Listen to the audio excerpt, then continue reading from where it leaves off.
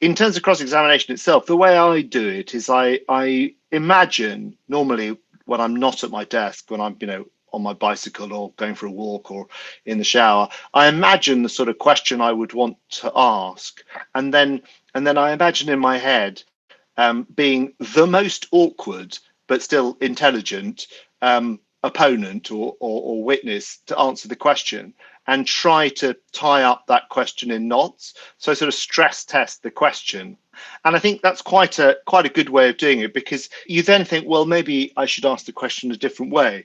I mean, I'm in, you won't be surprised to hear, a relatively argumentative family. And so, I have years and years of experience of having to, shout at people in a Malaysian way. And so, there is quite a skill, I think, to making sure that what you're saying can only be answered in a way that you want, that the answer addresses the point which you're getting at. Obviously, with cross-examination, there's a broader skill of kind of shepherding the witness down to the point, and so you start with the wider points and funnel them down.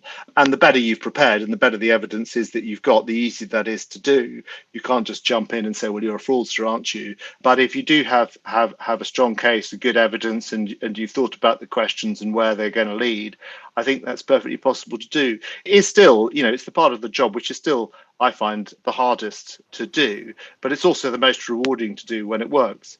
When it doesn't, it's a disaster, obviously. But and you write down your questions, type them out? Well, I used to just write them out in notes, not in longhand, but sort of jot out points that would remind me in very rough form. I tend to do that still, but now in a printed document, because otherwise I can't read my writing, I find. But I certainly don't do it all verbatim, because it's impossible, I think, to predict even 5 questions in a sequence, let alone a whole afternoon of them. And I think you do have to be flexible. So I break it into topics, and then I'll certainly have the lead start question off. And then I have a good idea, once I remember what that lead question is, I have a good idea of what the topic is going to be and where I want to go, because I'll have thought about it in the preceding day or two. And then whatever the answer is, I'll have an idea of how I want to steer it.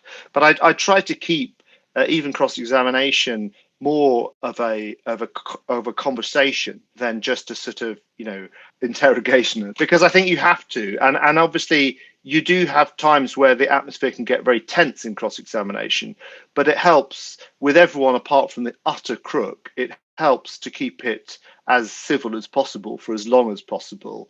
Oftentimes that means they don't actually see the killer question coming, because they're more relaxed, or other times they're so tense that they're talking defensively from the start, and then the questions and answers are in your favor because they don't seem like they're telling the truth. But it's there are lots of different ways of dealing with people. You have to do it as many different ways, I think, as there are different personalities. So it's infinitely varied.